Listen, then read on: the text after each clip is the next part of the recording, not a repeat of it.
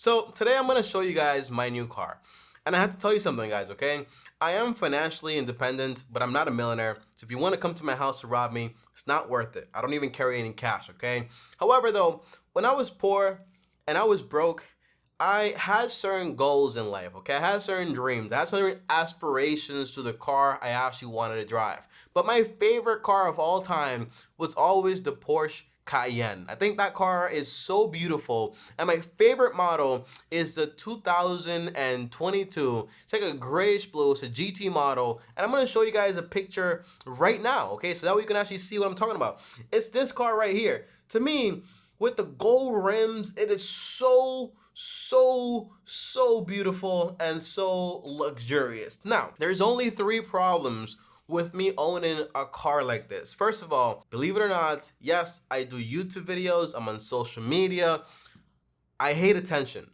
I can't stand attention. I don't like getting compliments. I don't like people looking at me too long. I'm very introverted, if you guys didn't know this, but I am. So having a car like that calls a lot of attention. Number 2, I don't like losing money.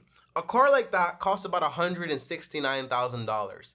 I can't visually see myself spending so much money on something and at the end of 5 years it being worth about 50% less. And then lastly, I love reliable things. I don't like buying something where I constantly have to be, for example, at the mechanics or fixing something wrong, something doesn't work. These cars are not that reliable. Now, I know what you're probably thinking, Tommy, if you have the money, none of this stuff matters. You shouldn't worry about what people think. If it loses value, who cares? You have more money. The answer is, that's such a stupid way to think. And I just learned that a few years ago. And it's so important because millionaires, they don't think that way. Poor people think that way. And there are some people that have high incomes that buy these things, and the cost is they always have to keep working to maintain his lifestyle. And at the end of the day, it doesn't really matter, and it doesn't really add any fulfillment. So that's the reason I don't have this car. You're probably thinking, Tommy, well, what car do you actually drive? So let's get into it, and do me a favor and smash the like button. Now, the car I actually drive, believe it or not, is actually an upgrade, and it actually cost me nothing. What kind of cost me something, okay? But I had before a Toyota Prius 2009. As you guys know it, I moved from Puerto Rico to Dominican Republic, so I had to sell the car. Now, today, I actually have a Toyota Corolla 2017, and it cost somewhere about $16,000 with 130-something thousand miles when we actually got it. You're probably saying, Tommy, that's so expensive for that car. The answer is, in Dominican Republic, it's actually a fair price. Now, it's actually didn't cost me all that money because my girlfriend at the time bought it, and now she's my wife, and now I own the car too, which is actually amazing. It's a great way to get stuff, okay? Marry someone with a car in a house, you get a car in a house, okay? She doesn't have a house, but now I have a car, and we're interested in a house. So that may be coming soon, okay? Now, obviously, this car hits my 3 main problems that I would have had with the other car. 1, it's a normal car. Nobody cares if you're driving a Toyota Corolla. On top of that, it is super reliable, and here specifically in Dominican Republic, it holds its value a little longer. Now, you might be thinking, Tommy, 130,000 miles. That is so much. Well, these cars actually run for about 250,000 miles approximately. Well, 200, 250, okay? And when you actually run the math of it's about 120,000 miles left on this car. Well, not really. It's like 70,000 plus 50. Yes, exactly 120,000 miles left on this car, okay? And if I'm basically using the car for 10,000 miles every single year, well, that's about 12 more years of car. If I'm very heavy in my use, 8 more years of car. The answer is, the longer I drive this car, the less expensive it actually gets, okay? And that's my goal. Now, eventually, will I buy something else? Keep watching this video. You'll know exactly what I'm going to buy next. But this car is perfect for me, and I'm going to show you guys this car and introduce you guys to it. So right here, we have my 2017 Toyota. It's not like the SE model. It's just a normal model. It needs a car wash, obviously. And you know what happens when I go into my car and I sit in it and I go ahead and start the engine? It just basically turns on every single time because it's a Toyota. it's just what happens. Look at that. 138,000 miles on it, about 130,000 miles. This doesn't have Apple CarPlay, but if I wanted to, I could replace this for like about $200. And since I don't have Apple CarPlay, what I do have is this. Let's put this right here, and then boom, Apple CarPlay with the phone. Now, one thing I realized about this car, and just cars overall when you're actually searching, as I mentioned before, okay, this car doesn't have Apple CarPlay. It's not the latest year. And on top of that, it's not a fast car. But these are all things you kind of consider when you're actually buying a car. Does it have Apple CarPlay? Is it the latest car? Is it new? Is it fast? Is it, all this stuff? But in reality, these are all just biases and little nudges companies use to actually push you over the edge to make a purchase that you really shouldn't be making, okay? So here's what I learned, okay? My friend, he has a 2011 Honda CR-V. The car looks, I'm not a big fan of the car look, okay? But it runs great, it's reliable, and it fits his whole model, all right? However, though, can you guess something? There was a massive issue we were having. We were like, Tommy, this car does not have Apple CarPlay. So we actually started looking, and we found an Apple CarPlay like whole design thing for just about like $200 to $300, and also a backup camera. So the car went from being no backup camera, no Apple CarPlay for like $200. Now he has all the things he actually needs. Now, one thing I learned is when I was looking up like the Porsche Cayenne and all these fast cars, okay, you know what I realized?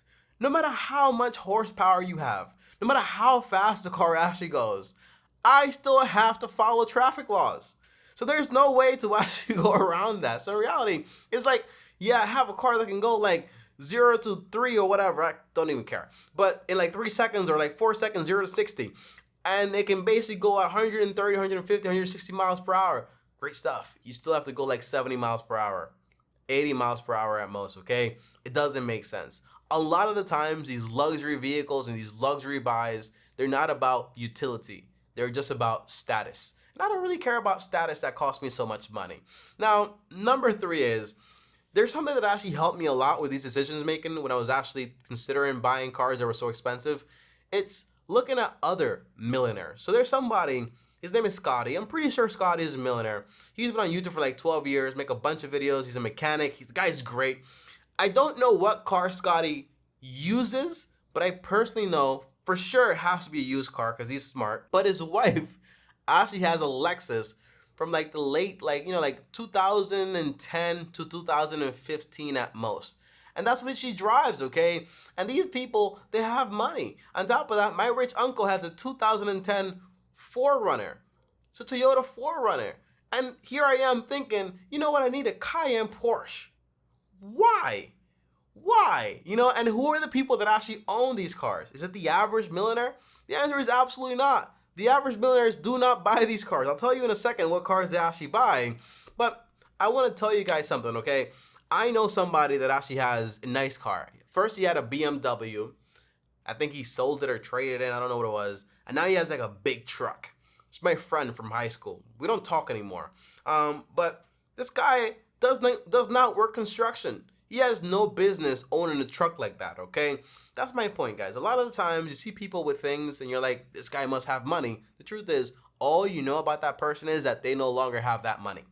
And that in 5 years, they're gonna have even less money, all right? So don't use cars as status symbols. And don't think that, just don't fall for it, okay? That's the idea. Now, what car am I planning to buy? By the way, millionaires tend to buy Toyotas, Hondas, Fords, and Mazdas, all right? Some cars I recommend, I like the Corolla, I like the 4Runner, I like the RAV4, I like the Civic, I like the CR-V, Honda side, I like the Mazda CX-5 a lot, the Mazda 6. Ford, I don't really know about Ford cars that much. I know about Ford trucks, like the Ford F-150 Raptor.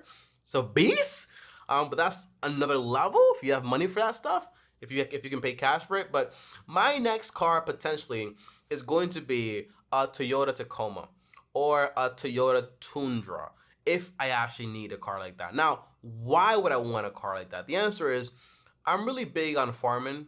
I'm really big on animals. I don't have a farm and I don't have any animals. But I do see myself in the future having these things. Now, does that mean I'm going to buy this car as a security for the future? The answer is absolutely not. When I actually have these things, when I actually have like a small farm, I have animals I need to carry around, I have things I have to do and build, I'll buy the car. And these cars can go from around $30,000 to $40,000, these trucks in a way. But there are even cheaper ones out there. Just like the Cayenne, okay? There are cheaper Cayennes out there that are like, like $30,000, $40,000 that are like 5, 7 years old. But those cars come with a lot of problems once they get older. They're European cars, if I'm not mistaken. The parts are very expensive. The maintenance is very expensive. The breakdown, you don't want to deal with that. So that's why I don't own that car, all right? So guys, that's basically it. I'm very happy with my new car. To me, it's a massive upgrade going from a Toyota Prius 2009 to a Toyota Corolla 2017. It's massive for me. And by the way, I would never buy a Prius again. I just want to add that in there. I just don't like it, okay? The maintenance on Priuses, on hybrids, is a lot more expensive than normal regular cars. So the savings you save on gas is consumed by the expenses it actually costs when the repairs come in, okay? Guys, thanks for watching this video. Now, just for fun, comment down below your dream car. And just for fun, comment down below why and where you got the idea from.